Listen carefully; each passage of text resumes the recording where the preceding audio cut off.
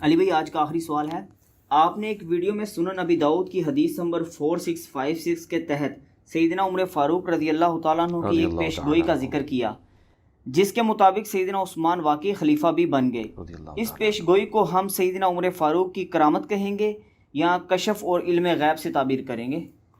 دیکھیں، اس ٹاپک کے اوپر میں نے جستہ مختلف مقامات پہ گفتگو کی ہے۔ جب بھی میں نے یہ حدیث بیان کی ہے سنن ابی داؤد کی 4656، تو اس کے ساتھ بھی میں نے تشریح میں یہ بتائی تھی کہ یہ علم الغیب، یہ کشف والا معاملہ نہیں ہے۔ سیدنا عمر کی اسیسمنٹ آپ کہہ لیں، اور اللہ تعالیٰ نے آپ کے ذریعے وہ کرامت والا معاملہ اس اعتبار سے کر دیا، ان کو خود تو نہیں پتہ تھا۔ اگر ان کو یہ پتہ ہوتا کہ ان کے بعد سیدنا عثمان نہیں خلیفہ بننا ہے تو وہ 6 رکنی کمیٹی تو نہ بناتے، ڈائریکٹ حضرت عثمان کو ہی کر دیتے۔ صحیح بخاری میں آتا ہے نا کہ سیدنا عمر کو جب زخم لگا تو انہوں نے 6 رکنی کمیٹی بنائی اور فرمایا کہ میں اپنے بعد اس امر خلافت میں ان 6 بندوں کے سوا کسی کو حقدار نہیں سمجھتا کہ جن سے رسول اللہ اپنی وفات تک راضی رہے۔ پھر انہوں نے کہا علی، عثمان، طلحہ، زبیر، عبد الرحمن بن عوف، سعد ابن ابی وقاص، اور حضرت سعید ابن زید بھی تھے ان کے بہنوئی، ان کا نام نہیں لیا کیونکہ وہ رشتہ دار تھے، عشرہ مبشرہ میں وہ بھی تھے۔ ابو عبیدہ ابن جرح کا نام اس لیے نہیں لیا کہ وہ فوت ہو چکے تھے اس وقت تک۔ یہ 6 بندے ہی زندہ تھے، سیدنا علی، عثمان، طلحہ، زبیر، عبد الرحمن بن عوف اور سعد ابن ابی وقاص۔ اور مسلم میں تو بڑے سخت الفاظ ہیں کہ جن کو دیکھو کہ ان کی مخالفت پہ کھڑا ہوا ہے تو سمجھ لینا یہ اسلام کے دشمن اور کافر ہیں، جن کو میں نے اسلام کی خاطر اپنے ہاتھوں سے مارا تھا۔ تو کمیٹی بنانے کا مقصد یہی تھا، ورنہ وہ ڈائریکٹ حضرت عثمان کو اگر نامزد کرنا چاہتے تو وہ خود بھی کر سکتے تھے۔ تو یہ جو ابو داؤد کی حدیث ہے نا 4656، اس میں الفاظ یہ ہیں کہ سیدنا عمر نے ایک کوئی کرسچن پادری تھا، اس کی طرف پیغام بھیجا اور اس کو بلوایا اپنے دور خلافت میں اپنے پاس، اور کہا کہ بتا تیری کتابوں میں میرے بارے میں کیا پیش گوئی لکھی ہوئی ہے، پروفیسی کیا موجود ہے؟ وہ تو قرآن میں موجود ہے۔ سورہ الفتح کی آخری آیت محمد رسول اللہ والذین معہ اشداء علی الکفار رحماء بینہم، تو اس میں آگے چل کے آتا ہے کہ ان کی یہ صفات، نبی علیہ السلام کی اصحاب کی یہ صفات تورات اور انجیل میں موجود ہے۔ تو حضور علیہ السلام کے ساتھیوں کی تعریف ان کتابوں میں بھی موجود تھی جو پرانی الہامی کتابیں تھیں۔ تو وہ پادری کہنے لگا کہ آپ کے بارے میں لکھا ہے کہ آپ قرن ہیں۔ تو انہوں نے کہا کیا مطلب قرن کا؟ تو وہ کہنے لگا کہ ایک مضبوط آہنی دیوار ہیں آپ، اور یہ بات بالکل ٹھیک ہے۔ بخاری مسلم میں حدیث ہے میری امت اور فتنوں کے درمیان دروازہ عمر ہے، جب اسے توڑ دیا جائے گا تو میری امت پہ فتنے شروع ہو جائیں گے۔ ہم سیدنا ابو بکر اور عمر کی خلافت کو خلافت محفوظہ سمجھتے ہیں، حضرت عثمان و علی کی خلافت بھی خلافت راشدہ ہے، لیکن وہ خلافت مفتونہ ہے، فتنوں کا دور ہے۔ اصل میں جو گولڈن پیریڈ ہے نا خلافت کا، وہ حضرت ابو بکر اور عمر کی خلافت ہے رضی اللہ عنہما۔ خود حضور جب کہہ رہے ہیں کہ عمر کے بعد فتنے شروع ہو جائیں گے، تو اس حدیث کے تحت اس کا کرن کہنا وہ بالکل درست تھا۔ پھر انہوں نے پوچھا کہ اس کے بعد جو خلیفہ آئے گا، اچھا یہ حدیث جو ہے نا ابو داؤد کی، اسے شیخ البانی اپنے منہج کی غلطی کی وجہ سے ضعیف کہتے ہیں، لیکن حدیث بالکل سونے کی مہر صحیح حدیث ہے۔ شیخ زبیر صاحب نے دارالسلام کی آپ ابو داؤد کھولیں، اس پہ صحت کا حکم لگایا، اسی لیے ہم نے کربلا والے ریسرچ پیپر میں اس حدیث کو ڈالا ہے۔ تو انہوں نے پوچھا کہ اس کے بعد جو خلیفہ ہوگا، ان کا خلیفہ تو نیک ہوگا لیکن اپنے رشتہ داروں کو نوازے گا، وہ اس میں اقربا پروری ہوگی۔ یہ نیگیٹو اقربا پروری نہیں ہے، وہ تالیف قلب کے لیے بنو امیہ کو انہوں نے ساتھ اٹیچ کیا، لیکن ظاہر ہے کہ حضرت عمر کی پالیسیز تو یہ نہیں تھی، اور اس پالیسی کا اہتمام نہیں ہو سکا تو پھر اس کے نیگیٹو رزلٹ بھی سامنے آئے۔ تو اس پہ حضرت عمر کی زبان مبارک پہ یہ الفاظ جاری ہوئے خدا عثمان پر رحم کرے، خدا عثمان پر رحم کرے، خدا عثمان پر رحم کرے، 3 دفعہ فرمایا۔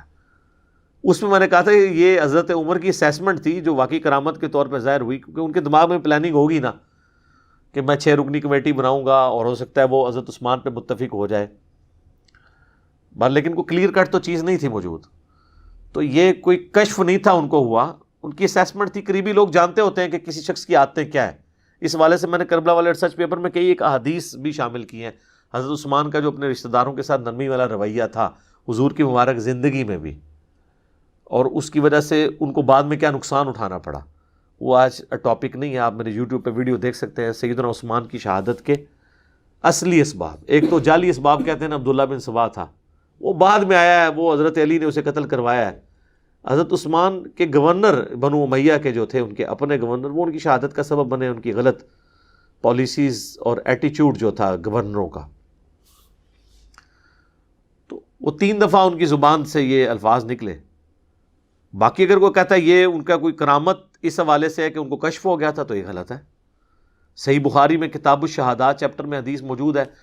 سیدنا عمر کہتے ہیں جب تک رسول اللہ ہم میں موجود تھے تو وحی کے ذریعے بھی ہم کسی کے دل کے اعتبار سے، اس کی زبان کے اعتبار سے فیصلہ کر دیتے تھے. اللہ وحی کے ذریعے اپنے نبی کو بتا دیتا تھا. جب سے حضور فوت ہوئے ہم ان کے ظاہر پہ اب فتویٰ لگائیں گے اور دن کا معاملہ اللہ کے اوپر چھوڑیں گے. ہمیں نہیں پتا کسی کے دل کے اندر کیا ہے. تو حضرت عمر تو خود اپنے کشف کی نفی کر رہے ہیں.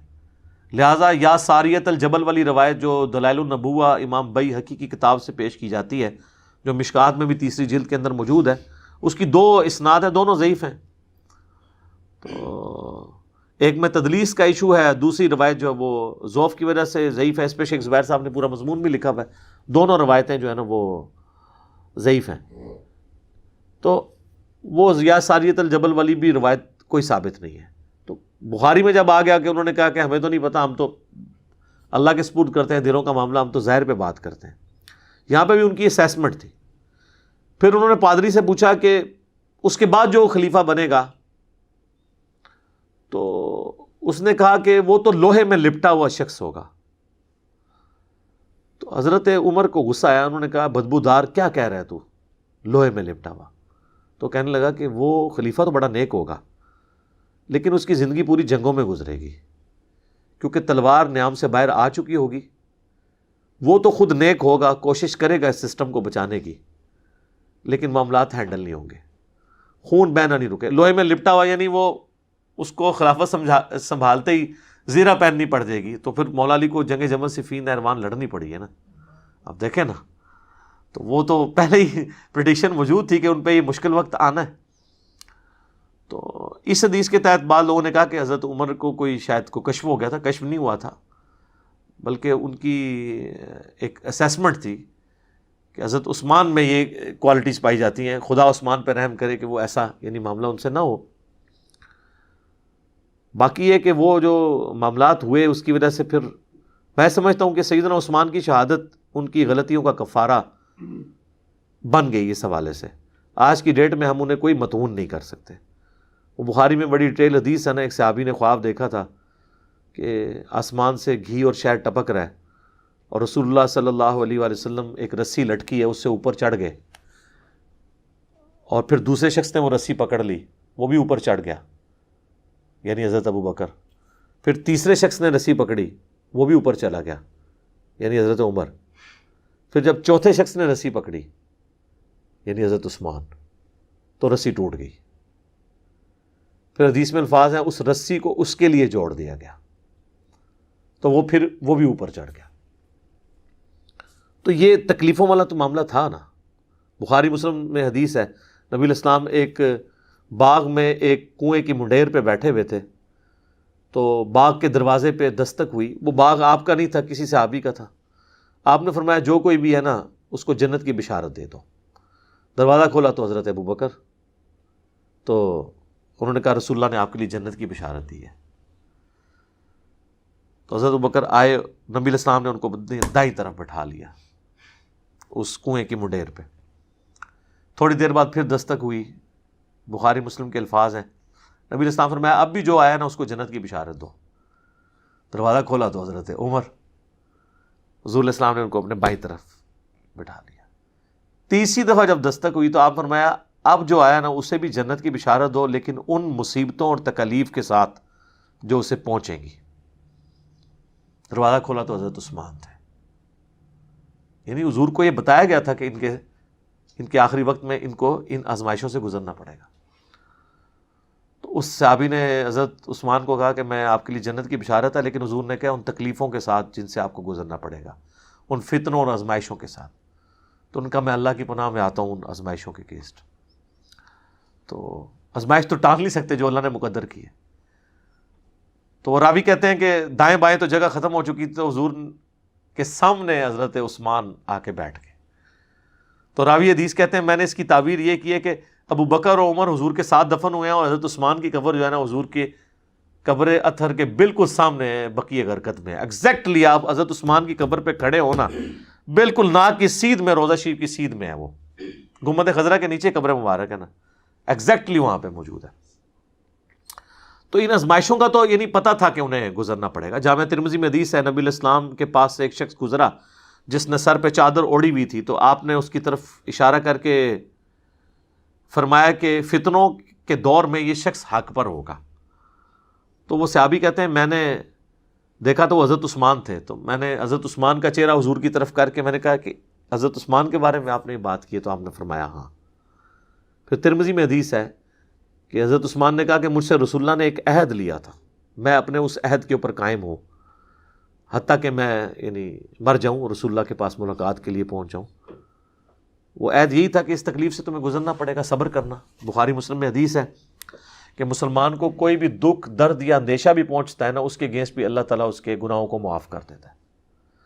تو سیدنا عثمان سے بحیثیت انسان جو کوئی اجتہادی خطا ہوئی، تو ان کی شہادت ان کی ساری خطاؤں کے اوپر، اور ان کی پہلے کی زندگی، اسلام کے لیے قربانیاں، 3 موقع پہ جنت کی بشارت ترمذی میں جو آیا، ایک دفعہ کنواں اللہ کی راہ میں خیرات کیا، ایک دفعہ مسجد نبوی کے لیے زمین خیرات کر دی، ایک دفعہ غزوہ تبوک کے موقع پر کتنے جہاد میں جانے والے لوگوں کو سامان دیا۔ یہ سب چیزیں ان کی زندگی میں بہت بڑی قربانی ہے۔ اس کے علاوہ اشرم مبشرہ والی حدیث میں جنت کی بشارت الگ سے موجود ہے۔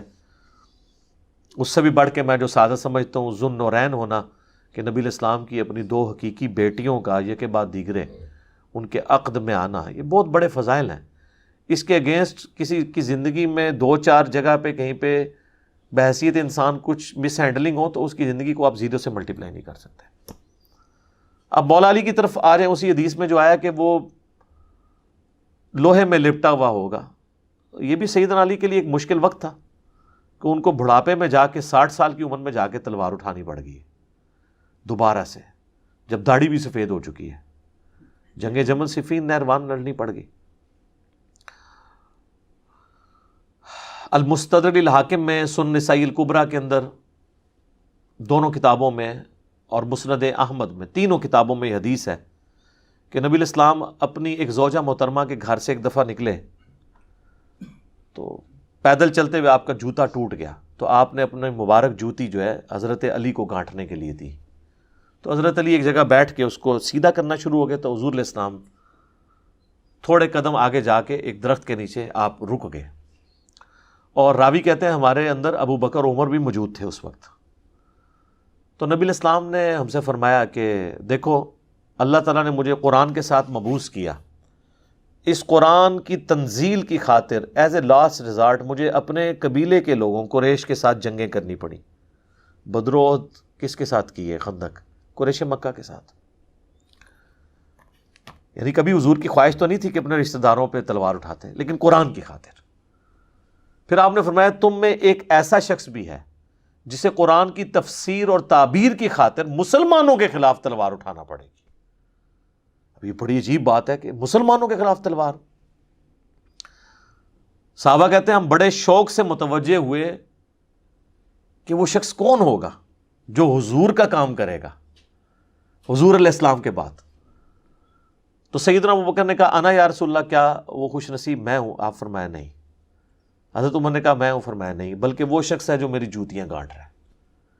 تو صحابہ کہتے ہیں ہم فوراً سیدنا علی کے پاس پہنچے ان کو بشارت دینے کے لیے کہ آپ کے لیے اتنی بڑی بشارت ہے کہ آن دا بہاف آف پروفٹ، جس طرح رسول اللہ نے کافروں کے خلاف تلوار اٹھائی تھی قرآن کی تنزیل کے لیے، آپ مسلمانوں کے خلاف تلوار اٹھائیں گے قرآن کی تعبیر اور تفسیر کے لیے۔ جو سورۃ الحجرات میں آیا کہ اگر مومنوں کا کوئی گروہ باغی ہو جائے اس کے خلاف قتال کرو یہاں تک کہ وہ واپس آ جائے. اس کی تفسیر آپ نے بننا ہے.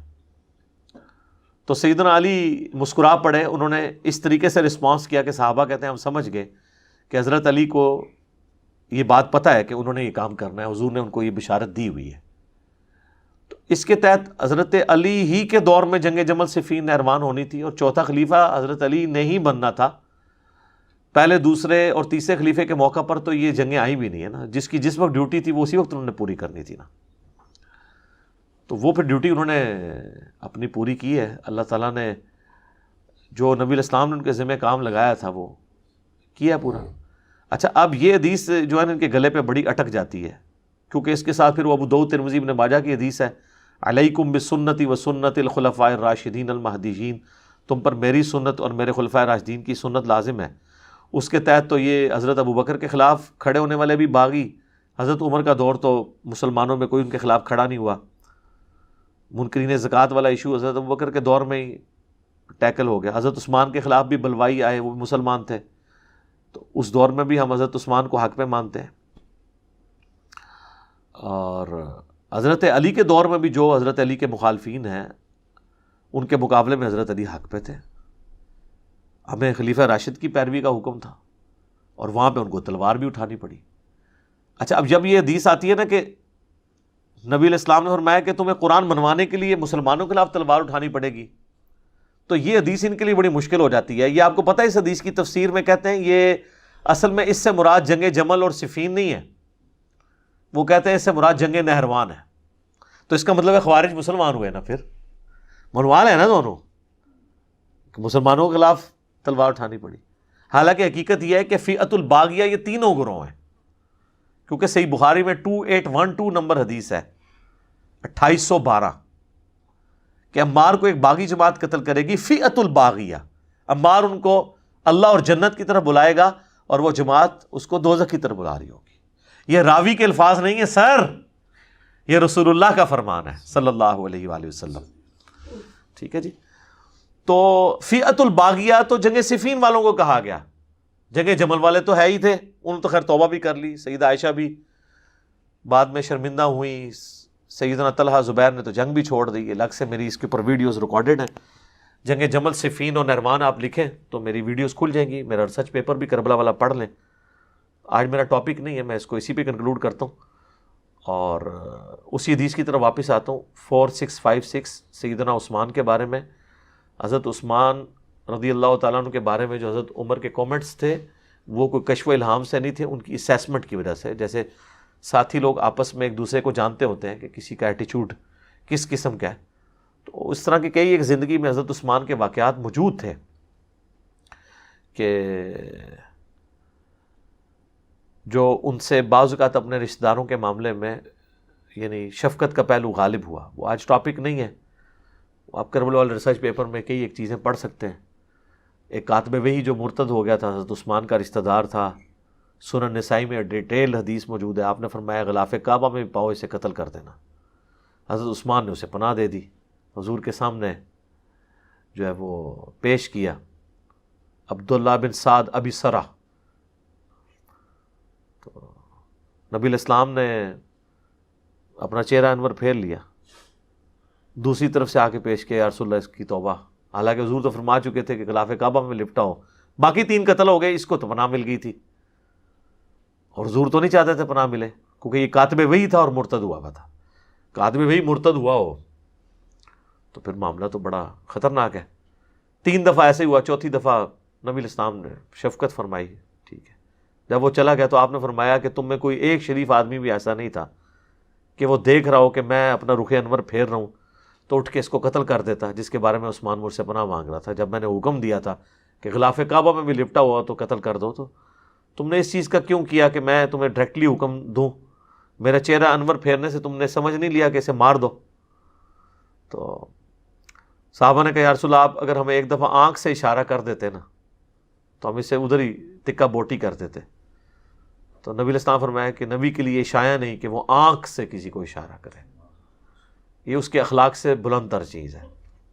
لیکن نبی علیہ السلام کو ظاہر ہے کہ, اور پھر یہی جو ہے نا یہ مصر کا گورنر تھا, اسی کی وجہ سے حضرت عثمان کے لوگ خلاف ہوئے اور وہ دیکھیں کس جگہ ایک معاملہ مس ہینڈل ہوا اور اس کے ایفیکٹس کہاں تک جا کے نکلے. اس کو ویسے پنجابی میں ایک محاورہ بولا جاتا ہے کہ ہاتھاں نال لائیاں ہوئیاں گنڈاں جہڑیاں نے وہ دنداں نال کھولنیاں پیندیاں نے. یعنی جو ہاتھ سے آپ گرہ لگاتے ہیں نا وہ پھر اتنی مضبوط لگ جاتی ہے کہ وہ ہاتھ سے نہیں کھولتی, پھر دانتوں سے کھولنی پڑتی ہے. تو اس طرح کی ایکٹیویٹیز, اس طریقے سے مروان اور اس کے باپ حکم کو نبی الاسلام نے شہر بدر کر دیا تھا. حضرت ابوبکر کے دور میں حضرت عثمان نے بڑی کوشش کی, رشتہ دار تھے کہ ان کو اندر لے آئیں. حضرت ابوبکر نے نہیں اجازت دی, حضرت عمر نے اجازت نہیں دی. اپنے دور میں وہ لے آئے, اپنی بیٹی کا بھی نکاح کر دیا کہ شاید یہ سدھر گئے ہوں. اور وہی مروان ہے جس نے مور لگا کے تو وہ محمد نبی بکر اور باقی لوگوں کے لیے قتل کا فتویٰ جاری کیا تھا, جس کی وجہ سے اہل مصر ان کے خلاف ہوئی. حضرت عثمان کا محاصرہ کر کے انہیں شہید کر دیا. تو اس کے پیچھے بھی وہ ایک رشتہ داری والی شفقت. پھر مسلم شریف میں جو حدیث ہے, جو ولید بن عقبہ جو ان کا ستیلا بھائی تھا حضرت عثمان کا, اسے کوفے کا گورنر لگایا, وہ اس نے شراب پی کے نماز پڑھائی. مسلم شریف میں آتا ہے, سلام پھیر کے کہتا ہے میں 2 پڑھائی نے, یہ 4 پڑھائی نے. اسے پتہ ہی نہیں تھا. شکایت پہنچی, کوڑے بھی لگوائے گئے.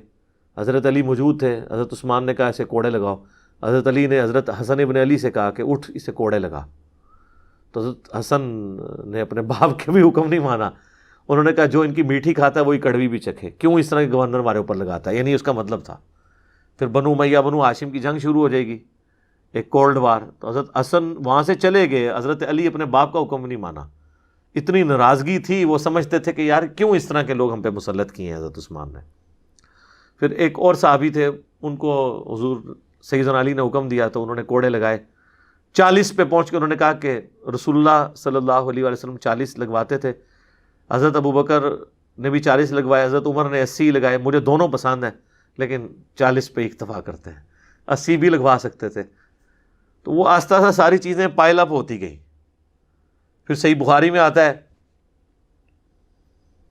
کہ حضرت عثمان کے گورنروں کی شکایت جب حضرت علی کے پاس آئی کہ یہ مال غنیمت کو اس طریقے سے تقسیم نہیں کرتے, تو حضرت علی نے اپنے بیٹے محمد بن حنفیہ کو, جو حنفیہ نامی عورت سے ایک دوسرا بیٹا تھا, اس کو بھیجا ایک نبی الاسلام کی تحریر دے کے کہ جاؤ عثمان کو کہو کہ اپنے گورنروں کو اس تحریر کے مطابق حکم دیں کہ وہ مال غنیمت تقسیم کریں. تو وہ کہتے ہیں کہ میں جب لے کے پہنچا تو حضرت عثمان نے کہا کہ مجھے اس تحریر کی حاجت نہیں ہے. وہ کہتے ہیں میں لے کے واپس آیا, حضرت علی کو اپنے باپ کو بتایا تو حضرت علی نے کہا کہ اس تحریر کو نا وہیں رکھ دو, اسی طاقچے میں جہاں سے اٹھائی تھی. اس پہ محمد بن حنفیہ کہتے ہیں اگر میرے باپ نے عثمان کے خلاف کبھی کھڑا ہونا ہوتا تو یہ موقع تھا جب رسول اللہ کی تحریر انہوں نے واپس کر دی, تو حضرت علی نے اس وقت بھی ٹالریٹ کیا. اس کی تعبیر بعض سنیوں نے کیا کہ وہ انہوں نے کہا کہ میرے پاس فوٹو کاپی رکھی ہوئی ہے. فوٹو کاپی نہیں تھی جناب. تو وہ اس طرح کئی ایک چیزیں جمع ہوتی رہی. تو وہ پھر ایک جمع ہوتے ایک انبار لگ گیا. تو وہ پھر آزمائشیں جو ہے نا وہ آئیں. ایک تلخ حقیقت ہے اس بارے میں, یعنی مولانا مودودی رحمہ اللہ تعالیٰ نے خلافت الملوکیت میں قلم اٹھایا ہے, اس کے اوپر بڑا جذباتی کومنٹس کیے ڈاکٹر اسرار صاحب رحمہ اللہ تعالیٰ نے. تو جذباتیت کو سائڈ پہ رکھ کے علمی بات کریں کہ یہ جو کچھ حقائق ہیں یہ تاریخ کی کتابوں میں نہیں ہے, حدیث کی کتابوں میں, جو میں نے کربلا والے ریسرچ پیپر میں بھی 5B میں آپ جا کے ahlsunnatpak.com سے ڈاؤن لوڈ کریں. ہماری اکیڈمی میں صبح 9 سے 5 بجے تک کال کریں, فری آپ کے گھر آ جائے گا. صرف TCS کے 300 آپ کو خرچہ ڈاک کا دینا پڑے گا. 032159000162 ہمارے اکیڈمی کا نمبر ہے. نماز کے اوقات میں بند رہتا ہے, صبح 9 سے شام 5 بجے تک آپ رابطہ کریں. تو یہ 12 کا پیکج, 3 اذکار کارڈ اور 9 ریسرچ پیپرز انکلوڈنگ یہ کربلا والا ریسرچ پیپر 200 احادیث والا, آپ کو یہ انشاءاللہ مفت ڈاک میں آ جائے گا. اردو میں اگر پڑھنا ہے, اگر آپ نے عربی میں, ہندی میں, انگلش میں پڑھنا ہے تو ویب سائٹ پہ اس کا PDF رکھا ہے, وہ آپ ڈاؤن لوڈ کریں. اردو والا بھی رکھا ہوا ہے, ڈاک میں ہم صرف اردو والا بھیجتے ہیں. ایک بات میں اس میں ایڈ کر دوں حضرت عثمان کے قاتلین کے حوالے سے, کہ یہ جو مشہور کیا گیا نا وہ کو منافقین تھے, منافقین نہیں تھے, وہ مسلمان ہی تھے. صحیح بخاری میں 695 نمبر حدیث ہے کہ جب باغیوں نے مسجد نبوی پہ قبضہ کیا تو حضرت عثمان کو لوگوں نے آ کے شکایت کی کہ مسجد پہ فتنے کے امام کا قبضہ ہے، ہمیں نماز پڑھاتا ہے، ہمارے امام تو آپ ہیں، ہمیں خطرہ ہے کہ ہم گناہ میں مبتلا نہ ہو جائیں۔ تو حضرت عثمان نے کہا کہ نماز ہی مسلمانوں میں ایک نیکی کا کام ہے، نیکی کے کاموں میں ان کا ساتھ دو اور برائی میں ان سے الگ رہو۔ تو حضرت عثمان منافقین کے پیچھے کس طرح نماز پڑھنے کا کہہ سکتے تھے؟ منافق کا تو مطلب کافر ہوتا ہے۔ تو بلوائی جو تھے وہ مسلمان ہی تھے، ان میں کئی اصحاب بدر بھی تھے، اصحاب شجرہ میں سے بھی کچھ لوگ تھے۔ تو البتہ ہم ان کے سٹانس کو غلط سمجھتے ہیں، جس طرح ہم حضرت طلحہ اور زبیر کے سٹانس کو غلط سمجھتے ہیں، حضرت معاویہ کے سٹانس کو حضرت علی کے خلاف غلط سمجھتے ہیں، اگرچہ یہ بھی صحابہ ہے، اس طرح ان صحابہ کے حضرت عثمان کے خلاف ایکٹیویٹی کو غلط سمجھتے ہیں۔ اختلاف رائے جو تھا وہ درست تھا، لیکن ایکٹیویٹی پرفارم جو کی وہ غلط کی ہے۔ تو یہ میں نے اس لیے کلیئر کرنا ضروری سمجھا۔ لوگ کہتے ہیں وہ جی مسند احمد میں ایک حدیث ہے کہ نبی علیہ السلام نے فرمایا کہ منافقین کوشش کریں گے تم سے وہ قمیض اتروانے کی۔ وہ منافقین وہ اصطلاحاً منافقین نہیں ہیں، وہ لغت کے معنوں میں آپ کہہ سکتے ہیں۔ اصطلاح والی منافقین تو اگر حضرت عثمان کو حضور نے کہا کہ منافقین تم سے اتروائیں گے تو آپ نے منافقین کے پیچھے نماز کی اجازت دینی تھی۔ وہ تو اسی طریقے سے جیسے بخاری مسلم میں حدیث ہے کہ منافق کی 4 نشانیاں ہیں، بات کرے گا تو جھوٹ بولے گا، اور اسی طریقے سے اگر کہیں پر جھگڑا ہو جائے گا تو وہ گالی گلوچ پہ اتر آئے گا، وعدہ خلافی کرے گا۔ تو یہ تو ہمارے کئی کلموں کو مسلمانوں میں موجود ہیں، منافقوں والی صفت تو ہے نا، لیکن یہ اعتقادی منافق تو نہیں، عملاً منافق ہے نا، عقیدے میں تو مسلمان ہے۔ اس طریقے سے وہ بلوائی بھی مسلمان تھے۔ تو یہ میں نے کلیئر کرنا اس حوالے سے ضروری سمجھا۔ اس پہ امام بخاری نے باب باندھا ہے کہ باغی اور بدتی کے پیچھے نماز کا حکم کیا پڑھ سکتے ہیں۔ اللہ تعالیٰ سے دعا ہے جو حق بات میں نے کہی اللہ تعالیٰ ہمارے دلوں میں راسخ فرمائے۔ اگر جذبات میں میرے منہ سے کوئی غلط بات نکل گئی تو اللہ تعالیٰ ہمارے دلوں ہی سے محو کر دے، ہمیں معاف بھی فرما دے، ہمیں کتاب و سنت کی تعلیمات پر عمل کر کے دوسرے بھائیوں تک پہنچانے کی توفیق عطا فرمائے۔ سبحانک اللہم و بحمدک، اشہد ان لا الہ الا انت، استغفرک و اتوب الیک، وما علینا الا البلاغ المبین۔ جزاکم اللہ خیرا۔